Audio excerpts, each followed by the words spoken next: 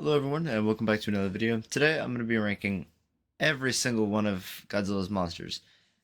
I'm going to clarify though, I guess it's not exactly every single one. I did leave off some of the MonsterVerse ones, just ones that don't play as large of a role.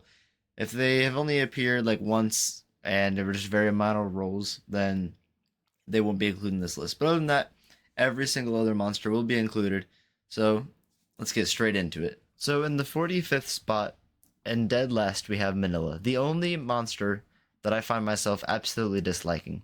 I hate his design in the film, and I hate the character. He's very obnoxious, very annoying, and every time that he's on the screen, I find myself just wishing that he wasn't. So he will be in the very last spot.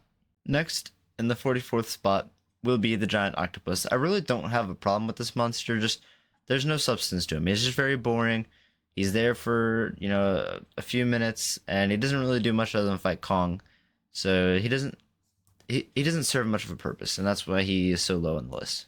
And the 43rd spot is Servum. Servum does nothing throughout the entire like 3 movies. I mean, they're just there, like existing in the background, and I mean it's a cool concept, like a monster growing off of Godzilla. But like we've seen this before, like with the cells. We've seen it with Biolante. We've seen it with Space Godzilla. Like it's not really a unique idea at this point, and it's a terrible design. It reminds me of the dragon from Ninjago. Like it's just not for me. Next up, a monster that I do actually enjoy is the giant condor. I don't know. He's funny. Like it's just like a little bit of fun. He doesn't really like have a large role, but the scene that he's in is fun. So I'll give him that. And in the 41st spot is Suko. I think Suko is much better than Manila. Like the goofy kid that like is kind of adopted by the main hero. Suko is handled much better than Manila was, and this one's actually cute and like funny. So Suko gets to make it to the 41st spot. But in the 40th spot is Scylla, just one above Suko, and Scylla is just it's cool. Like he didn't really do a whole lot, which is why he's so low on the list. But the few appearances that he does make, I do appreciate, and I think it's really cool. And in the 39th spot, I know this is going to make a lot of people mad, but it is Shimu. This is the lowest ranked main villain for a Godzilla movie on this list. I think he is the absolute worst villain in all of the Godzilla franchise. I absolutely hate Shimu. I think that it's arguably the worst monster design I've ever seen, and I think that it's terribly executed. You give all this power to a villain that I wasn't even like you're not invested in, a villain that like doesn't even look good or intimidating, and I just think it was a terribly executed idea, because I think Shimu could have been really cool, but they just really fumbled the bag in my opinion. I know a lot of people like Shimu, so I'm sure this is gonna make them mad, but I am the biggest Shimu hater. And yes, at number 38, to all you Shimu lovers out there, I do have Kamacuras going over Shimu. I think the Kamacuras is just a fun little monster that shows up in Son of Godzilla, and there's no reason to hate Kamacuras. Just doesn't do a whole lot, so there's no reason to like just move them up anymore on the list. I think this is a great spot for Kamacuras, right above Shimu. And coming in at the number 37 spot, the next worst main Godzilla villain, Gabra.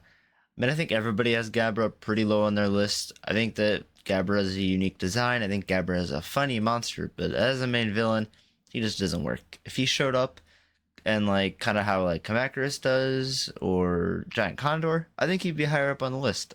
I think he's a funny monster. Just as a main villain, it just doesn't work.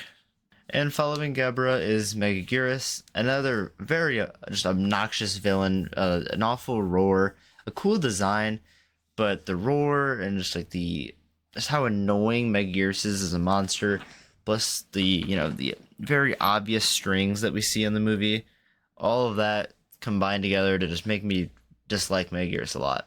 So she will be very low on this list for me. And at 35 we have Zilla. See, Zilla is absolutely carried by the song playing in the background in the final worst film. Okay, the entrance of Zilla goes way too hard, like way harder than it needs to, and because of that, Zilla gets to go past, Megaguirus, Gabra, Shimu, all of them, just because of the music in the background alone. In the 34th spot is Methuselah. I'm gonna be honest, I would have rather seen Godzilla versus Methuselah than Godzilla and Shimu fighting. I'm just gonna tell it how it is for me. That's just my opinion. I think Methuselah is really cool. I wish that Methuselah got more screen time because I think that they're a great monster. All right, and for the next three, I'm just kind of sum them all together. We got Varan, then Manda, then Ebra. I think that all three of them are just absolutely great monsters. They do what they're supposed to in the Showa era. They're kind of just uh, forgotten about due to just the sheer amount of other monsters in the Showa era and just how much cooler the other monsters in the Showa era are. So these three kind of get left behind for me, but I do like them all, especially Manda and Ebra. I could see if they got another appearance that they both could be moving higher up on this list for me. And next up in the top 30 spot is Kumonga. Honestly, I think Kumonga is a very cool monster, very intimidating in both appearances that he makes. I really like the design in Final Wars especially, and I would love to see more of Kumonga and more films. I think that he does a much better job at like being, this like spider-like monster than Scylla and the MonsterVerse. Kumonga is very intimidating, especially in the first one, and feels like a serious threat to Godzilla, so he would be breaking into the top 30 today. And in 29, we have Orga. Kind of a disappointing spot for me, but as I just kind of sat here and looked at these other monsters, I just couldn't find any monster that I would put below Orga after him. So, unfortunately, Orga will be in 29. He's only got the one movie appearance, and it's kind of underwhelming. I mean, it's cool that he tried to eat Godzilla, and he has a pretty alright design, but at the same time, it's kind of bland in a way, just that basic, just gray everywhere. So, we'll put him in the 29 spot for now. Maybe if we got another appearance of Orga someday, it would change, but for now, I can't find myself putting him any higher. And in 28, a guilty pleasure of mine, the Skullcrawler. I know that Skullcrawler, hasn't done a whole lot other than in Kong Skull Island. I mean, he was kind of just used to show off how strong Mechagodzilla is in Godzilla vs. Kong. But other than that, he really hasn't done much else. But I really like what they did with Skullcrawlers in Kong Skull Island. That instantly made a lasting impression on me. And if I had to pick like a sleeper monster, I think Skullcrawler would be the sleeper monster for me. In the 27th spot, I have Behemoth. Kind of everything like I said with Methuselah. I think Behemoth just does it a little better than Methuselah, which is why I have him just a few spots higher on this list. And next up, I have the Mutos. So the Mutos, I think, if I had to pick a monster that just kind of changes how I feel about them on the daily, it is Muto. Some days, Muto is one of my favorite monsters. Other days, it's kind of around the middle. And some days, I don't like them. I don't know what it is about the Mutos. I guess it's kind of just a preference thing that day, what I'm looking for in a monster. And some days the Mutos just really are not it. But today, I'd say that the Mutos are alright. I'm sure if I make this list again in like a year or two, the Muto could very well be much lower, much higher. Who knows with the Mutos. And then right after, everything that I said about the Muto is basically the same thing with Muto Prime. The Muto Prime is just a little cooler. That's about it, It's just Muto with like an upgrade. And then in the number 24 spot, we have the Ion Dragon from Monarch Season 1. I really liked Ion Dragon. I think that he made a lasting impression from what we saw of him, putting up a good fight against Godzilla. And it kind of reminds me a lot of like Rodan, which I really like, just that super fast flying monster that is not afraid to get in your face and get scrappy. So I really like that about the Iron Dragon. And here we are in the 23 spot with another very controversial one, I'm sure, Space Godzilla. I really don't like Space Godzilla that much. I mean, he's alright. I think he's probably the most overrated Godzilla monster ever, in my opinion at least. He's just Godzilla copy and pasted, and then like the issues with the Heisei era, you just multiply them by 2 with just the spamming beam effects, and like it's just Space Godzilla's just good to like have a pretty light show, and that's about it. Not really a big fan of his powers. I mean, I like how like evil and twisted he is, but Destroy is basically the same exact way, and Destroy was handled much better. Next up is Jet Jaguar. Not a whole lot to say here, just really just fun, unique monster. And I would love to see the Jaguar show up again in another Godzilla movie. And then we have Fedora, another unique Godzilla monster that I think is actually executed perfectly.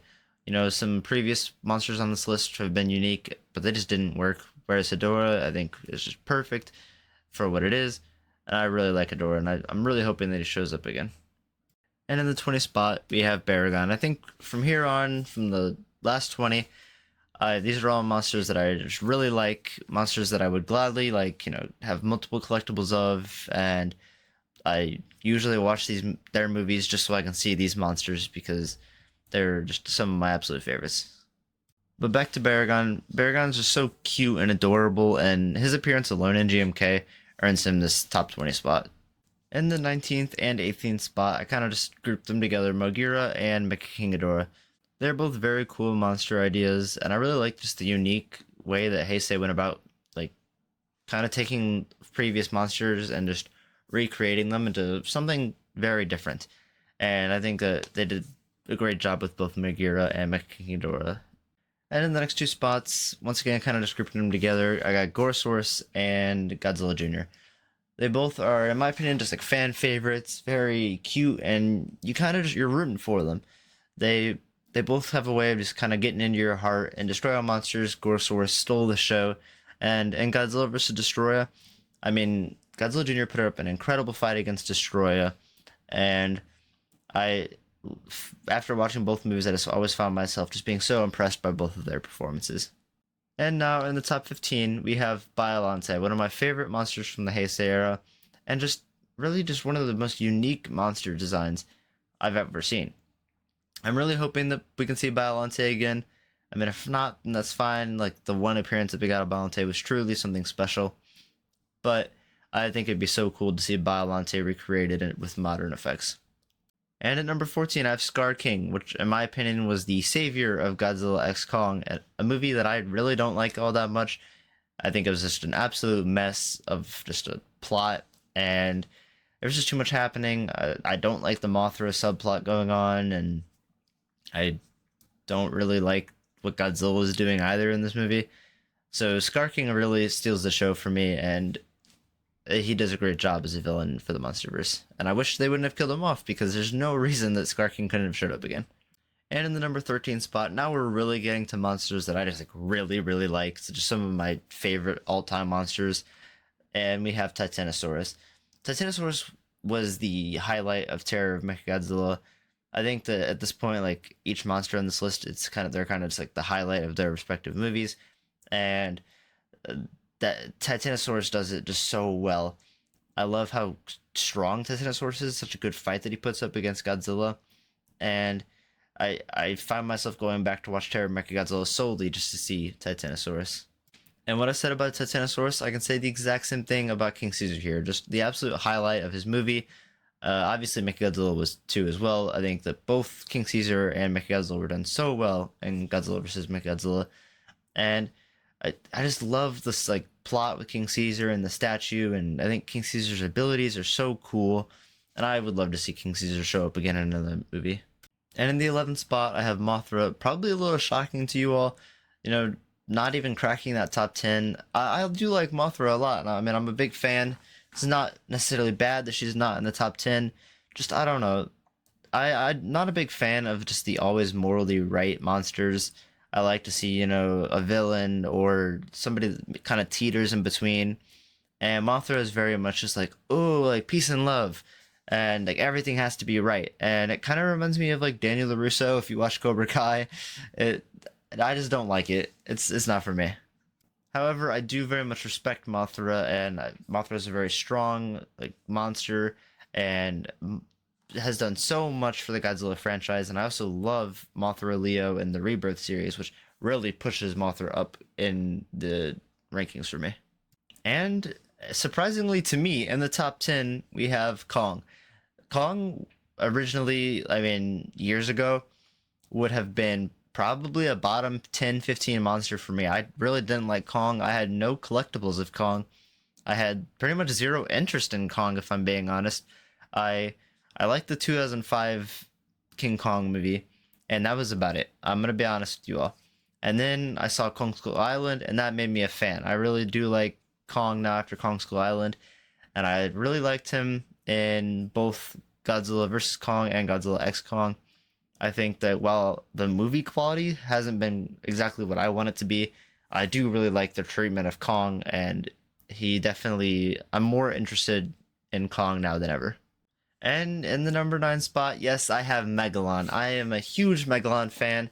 I wish that I had more Megalon collectibles. They're just so hard to come by, but just the personality that Megalon shows in Godzilla vs. Megalon has made me such a big fan. It's such a cool, unique design. And yes, I do have Megalon going over both Mothra and Kong. I just think he's so cool and unique, which it's just crazy to me just how far my love for this monster has come since when I was younger.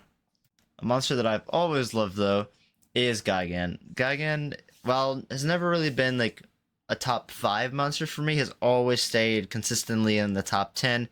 I have never not loved Gigan. His just like so cocky personality that he has in the Showa era, and then like just how freaking awesome he looks in both the Showa and in the Final Wars. He's just such a perfect monster, and I would love to see him show up more than he does. And in the number 7 spot, we have Anguirus, the most lovable kaiju in the Godzilla franchise, without a doubt. I mean, he's just adorable, and he really steals the show in the Showa era, in my opinion. I think that if you're just looking at the Showa era, I do think that Anguirus is the best monster in the Showa era, between his many different appearances and how each one is consistently just so good and drives the plot of the movie, each one that he's in.